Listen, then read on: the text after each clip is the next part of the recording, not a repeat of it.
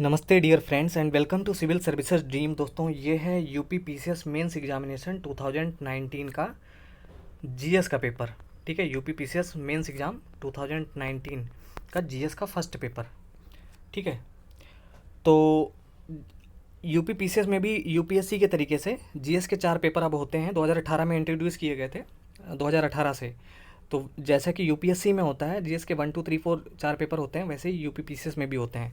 ठीक है, लेकिन यूपीएससी में 250-250 नंबर के होते हैं, यहाँ पर 200 नंबर का जीएस का पेपर होता है हर एक पेपर। ठीक है, 200 नंबर के होते हैं और जो टाइम दिया जाता है वो 3 घंटे का टाइम दिया जाता है आपको।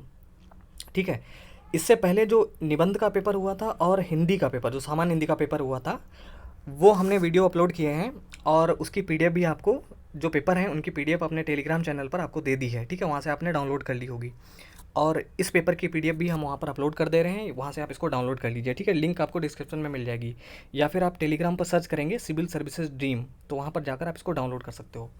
ठीक है, तो चलिए देखते हैं कि इस क्वेश्चन पेपर में कैसा कैसा क्वेश्चन पूछे गए हैं, किस तरीके से क्वेश्चन। ओके, तो यहाँ पर जो है जीएस के 4 पेपर होते हैं यूपी पीसीएस मेंस में।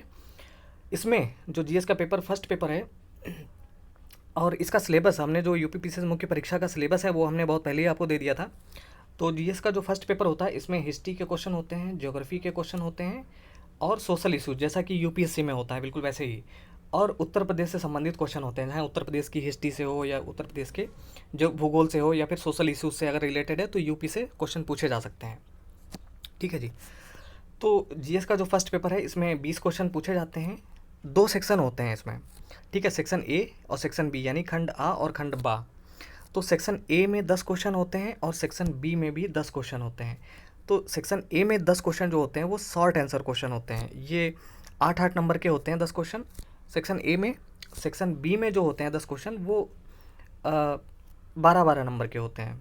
ठीक है, जो सेक्शन ए में वर्ड लिमिट है, जो शॉर्ट आंसर है, वो जो होती है वो 125 उनकी वर्ड लिमिट होती है, 125।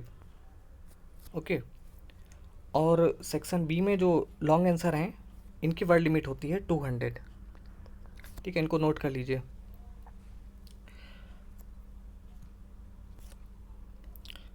और इसमें जो क्वेश्चन है वो सारे ही क्वेश्चन अनिवार्य हैं, सारे क्वेश्चन आपको करने हैं। ठीक है, तो चलिए आगे देखते हैं। क्वेश्चन पेपर हिंदी और इंग्लिश दोनों में ही छपा होता है, जो भी आपने मीडियम चूज़ किया होगा उसमें लिखना है आपको। ठीक है जी, तो सेक्शन ए में जो है ये 8-8 नंबर के क्वेश्चन होंगे, 10 क्वेश्चन होंगे, तो 80 नंबर का जो सेक्शन ए है। ठीक है, तो ये शॉर्ट आंसर क्वेश्चन है। इनकी वर्ड लिमिट कितनी है, जैसा कि हमने ऊपर देखा 125 है, तो 125 अगर शब्द सीमा है तो आप 100 के आसपास लिख सकते हो, 100 से 125 के बीच में लिख सकते हो, ज़्यादा नहीं लिखना चाहिए आपको। ठीक है, क्योंकि जो सबसे कठिन काम होता है वो 3 घंटे में क्वेश्चन पेपर को कंप्लीट करना। ठीक है जी, तो क्वेश्चन, ये पहला क्वेश्चन है, इतिहास से पूछा गया है। प्राचीन भारत में प्रयागराज के सांस्कृतिक महत्व का वर्णन कीजिए। ठीक है, अब प्रयागराज चूंकि उत्तर प्रदेश में ही है तो उत्तर प्रदेश के इतिहास से भी जुड़ा हुआ है कहीं ना कहीं। तो describe the cultural significance of Prayagraj in ancient India, ये पूछा गया इसमें। ठीक है, ये पहला क्वेश्चन है, 8 नंबर का है। अगला क्वेश्चन पूछा गया इसमें, 600 से 300 ईसा पूर्व में मानव के सामाजिक आर्थिक विकास में लौह खनिज की भूमिका का वर्णन कीजिए। ठीक है, तो ये भी इतिहास से पूछा गया है। तीसरा क्वेश्चन है विश्व के इतिहास से। तो ये तीसरा क्वेश्चन पूछा गया है, ब्रिटेन की औद्योगिक क्रांति का। क्वेश्चन को आपको तोड़ के आपको समझ लेना चाहिए, जब भी आप लिखते हैं लिखने से पहले आपको समझ लेना चाहिए कि पूछा क्या गया है। तो पूछा गया है, ब्रिटेन की औद्योगिक क्रांति का भारत के आर्थिक जीवन पर पड़ने वाले प्रभावों का आलोचनात्मक परीक्षण कीजिए। ठीक है जी, तो बहुत आसानी से लिख सकते हो, एनसीईआरटी में अगर आपने एनसीईआरटी ठीक से पढ़ी होगी तो लिख सकते हो आप आराम से। ओके, और एक चीज़ और इम्पॉर्टेंट आपको ध्यान में रखनी चाहिए, ये सब बातें मैं नए लोगों के लिए बता रहा हूँ। जो बहुत पहले से तैयारी कर रहे हैं उनको ये सब चीज़ें पता होती हैं, जो नए लोग हैं बिल्कुल नए नए तैयारी में आते हैं तो उनको ये जाननी चाहिए। देखिए, जो आंसर राइटिंग आपकी प्रैक्टिस एग्ज़ाम में जाने से पहले आपको बहुत पहले अच्छी तरीके से करते रहने चाहिए। ठीक है, क्योंकि ये 20 क्वेश्चन वहाँ कंप्लीट कर पाना 3 घंटे में एक बहुत बड़ा टास्क होता है। ठीक है, कोई कभी ऐसा नहीं हो सकता है कि आप पूरा सिलेबस तैयार कर लिया हो, सब कुछ पढ़ लिया हो और सीधे जाकर एग्ज़ाम में ये क्वेश्चन पेपर को कंप्लीट कर ले वहाँ 3 घंटे में, तो ऐसा बहुत मुश्किल हो पाता है। इसलिए आपको आंसर राइटिंग करते रहना चाहिए, मतलब 3 घंटे कम से कम प्रैक्टिस होनी चाहिए आपको लिखने की।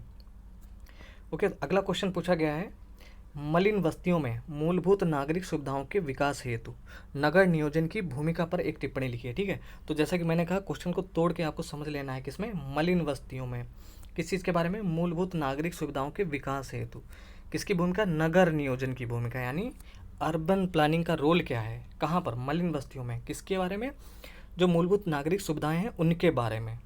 ठीक है, role of urban planning for development of basic civic communities in slums, उस पर आपको एक नोट लिखना है।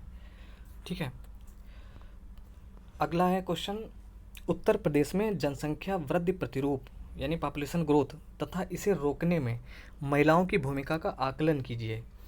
तो ये आपको ध्यान में रखना है कि उत्तर प्रदेश के बारे में पूछा गया है, पूरे कंट्री के बारे में नहीं लिखना है, उत्तर प्रदेश के बारे में लिखना है। तो उत्तर प्रदेश में जनसंख्या वृद्धि प्रतिरूप तथा इसे रोकने में, मतलब जनसंख्या evaluate the population growth and role of women in population control in Uttar Pradesh. English इसका जो ट्रांसलेशन है वो भी पढ़ लेना चाहिए, आपका कोई भी मीडियम हो, अगर हिंदी है तो इंग्लिश वाला भी देख लो, इंग्लिश है तो हिंदी में भी पढ़ लेना चाहिए क्वेश्चन को, क्योंकि क्वेश्चन में कोई चीज़ छूटनी नहीं चाहिए, जो पूछा गया है आपको कम से कम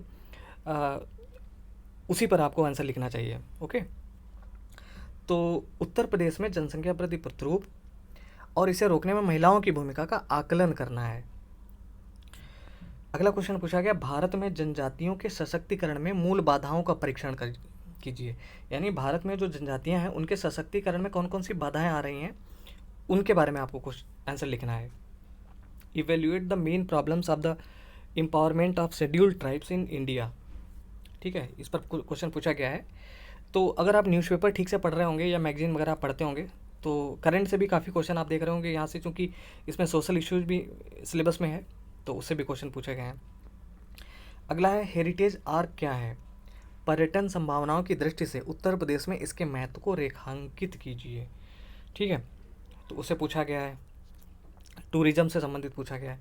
अगला क्वेश्चन है, उन भौगोलिक कारकों की व्याख्या कीजिए जिन्होंने शरणार्थियों को उत्तर प्रदेश के विभिन्न भागों में बसने के लिए आकर्षित किया। तो क्वेश्चन क्या पूछा गया है, किससे संबंधित, भौगोलिक कारकों से संबंधित, यानी ऐसे कौन कौन से भौगोलिक कारक हैं जिन्होंने शरणार्थियों को यूपी के विभिन्न भागों में बसने के लिए आकर्षित किया है। ठीक है, तो जियोग्राफिकल फैक्टर्स क्या हैं उन पर आपको लिखना है। ठीक है, तो क्वेश्चन को तोड़ जरूर लेना चाहिए कि पूछा क्या क्या चीज़ें, इसमें कौन कौन से पॉइंट हैं इसमें लिखे जा सकते हैं। अगला क्वेश्चन पूछा गया है कि उष्णकटिबंधीय चक्रवातों की उत्पत्ति सागरीय भागों पर होती है एवं स्थलीय भागों पर पहुंचते ही ये तूफान धीरे धीरे क्षीण होकर खत्म हो जाते हैं, कारण सहित स्पष्ट करें। अब देखिए, ये बात तो सही है ही बिल्कुल कि उष्णकटिबंधीय चक्रवातों की उत्पत्ति जो है वो सागरीय भागों पर होती है, बिल्कुल सही, एवं स्थलीय भागों पर जब वो पहुंचते हैं तो तूफान धीरे धीरे क्षीण होकर खत्म हो जाते हैं। ठीक है, तो ये तो सही है बात, लेकिन इसके पीछे कारण क्या होता है, क्वेश्चन ये है यहाँ से कि इसका कारण आपको लिखना है। ठीक है जी, तो क्वेश्चन को समझ लेना चाहिए कि पूछा क्या गया है, किससे संबंधित। अगला है, उत्तर प्रदेश की लघु सिंचाई परियोजनाओं का सोदाहरण विवरण दें। ठीक है, तो उत्तर प्रदेश की लघु सिंचाई परियोजनाओं के बारे में आपको उदाहरण सहित विवरण देना है। अब देखिए, यहाँ पर एक व्याकरणिक अशुद्धि आपको देखने को मिलेगी, यहाँ पे लिखा हुआ है सोदाहरण सहित विवरण दें। या तो यहाँ पर लिखना चाहिए सोदाहरण विवरण दें, सहित लिखने की आवश्यकता नहीं, जरूरत नहीं थी, क्योंकि हिंदी का भी एक पेपर होता है जहाँ पर वाक्य अशुद्धियों के बारे में पूछा जाता है। और यहाँ देखिए क्वेश्चन में एक अशुद्धि आपको देखने को मिलेगी, यहाँ पे सोदाहरण भी लिखा हुआ है, सहित भी लिखा हुआ है। ठीक है, तो अगर या तो लिखना चाहिए कि उदाहरण सहित विवरण दें या फिर लिखना चाहिए सोदाहरण विवरण दें। खैर, आगे चलते हैं। ठीक है, तो ये जो सेक्शन ए था, सेक्शन ए से 80 नंबर के क्वेश्चन पूछे जाते हैं, 8 क्वेश्चन। और अगला अब यहाँ से शुरू हो जाता है लॉन्ग आंसर क्वेश्चन।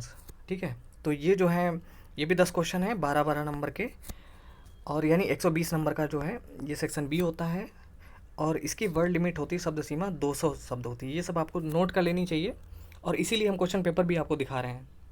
ठीक है, होता क्या है कि लोग सिर्फ प्रीलिम्स की तैयारी करते रहते हैं, और जब मेंस का एग्ज़ाम आता है तब देखते हैं कि भाई मेंस में कितने पेपर होते हैं और क्या क्या प्रोसेस होता है उसका। ठीक है, तो पहले से ये सब चीज़ें पता होनी चाहिए।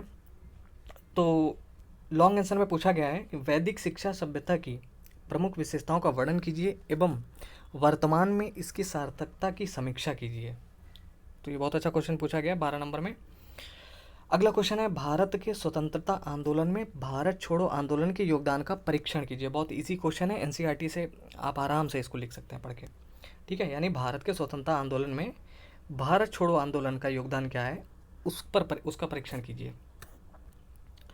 अगला क्वेश्चन है, वर्ल्ड हिस्ट्री से द्वितीय विश्व युद्ध के पश्चात वैश्विक स्तर पर विश्व शांति के लिए किए गए प्रयासों का वर्णन कीजिए। ये सारे, अगर आपने एनसीईआरटी ठीक से पढ़ी है हिस्ट्री की, तो ये सारे क्वेश्चन आप आराम से कर सकते हो। अगला क्वेश्चन है, भारतीय संस्कृति विविधता में एकता का प्रतीक है, उपयुक्त उदाहरण देते हुए इस कथन का तार्किक विश्लेषण कीजिए। ठीक है, तो कल्चर से पूछा गया है क्वेश्चन। अगला है, धर्म तथा नर जातीय हिंसा की राजनीति मूलतः धर्मनिरपेक्षवाद तथा धर्मनिरपेक्षीकरण की राजनीति है, कथन का समालोचनात्मक विश्लेषण कीजिए। इसके बाद है क्वेश्चन नंबर 16, नगरीकरण को परिभाषित कीजिए, बढ़ते नगरीकरण से उत्पन्न समस्याओं की विवेचना कीजिए। ठीक है, तो define urbanization, discuss the problems caused by fact pace of urbanization. ठीक है, तो नगरीकरण से यहाँ पे पूछा गया है क्वेश्चन। उसके बाद है, गंगा मैदान में ग्रामीण अधिवासों के प्रकारों का क्षेत्रीय वितरण की विवेचना कीजिए। ठीक है, ज्योग्राफी से क्वेश्चन पूछा गया है।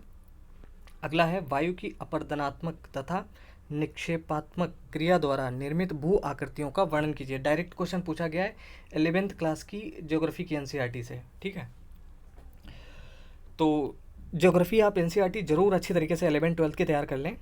ठीक है, वहाँ डायरेक्ट आपको वहाँ से सॉल्व कर सकते हैं ये सारे क्वेश्चन जो जीएस के फर्स्ट पेपर में जो पूछे जाएंगे, काफ़ी क्वेश्चन आप सॉल्व कर सकते हैं उससे। इसके बाद अगला क्वेश्चन है, उत्तरी आंध्र महासागर, आंध्र यानी Atlantic ocean, north Atlantic ocean, northern, तो उत्तरी आंध्र महासागर की जल धाराओं पर उनके उत्पत्ति के कारण सहित एक क्रमबद्ध लेख लिखिए। ठीक है, तो क्वेश्चन क्या पूछा गया है कि उत्तरी आंध्र महासागर की जल धाराओं पर उनकी उत्पत्ति के कारण सहित, ठीक है, एक आपको क्रमबद्ध लेख लिखना है। अगला क्वेश्चन है, लास्ट क्वेश्चन, महासागरों में ऊर्जा संसाधन तथा भारतीय तटीय क्षेत्र में उनकी संभावनाओं की समीक्षात्मक व्याख्या कीजिए। ठीक है जी, तो ये 20 क्वेश्चन हैं जीएस के पेपर में पूछे जाते हैं। देखने में क्वेश्चन पेपर उतना टफ नहीं है। देखिए यूपीएससी का जो पेपर होता है वो काफ़ी ज़्यादा, इससे थोड़ा ज़्यादा ही टफ होता है, बहुत ज़्यादा टफ होता है इससे। ठीक है, लेकिन चाहे यूपीएससी का पेपर हो या यूपी पीसीएस का पेपर, ये वाला 3 घंटे में पूरा कर पाना ये एक बहुत बड़ा टास्क होता है। तो उसका एक मूल मंत्र है, एक ही की है उसकी, कि उसका एक ही सीक्रेट है कि आंसर राइटिंग प्रैक्टिस अगर आपने पहले से कर रखी है तो आप पेपर पूरा कर सकते हो वहाँ पे। ठीक है जी, तो इसकी पीडीएफ हम जो है टेलीग्राम पर अपलोड कर देंगे और उसकी लिंक भी डिस्क्रिप्शन में दे देंगे। अगर लिंक ओपन नहीं होती है तो आप सर्च करेंगे जाके टेलीग्राम पर सिविल सर्विसेज डी, और वहाँ पर ये पीडीएफ आपको मिल जाएंगे, वहाँ से डाउनलोड कर सकते हो।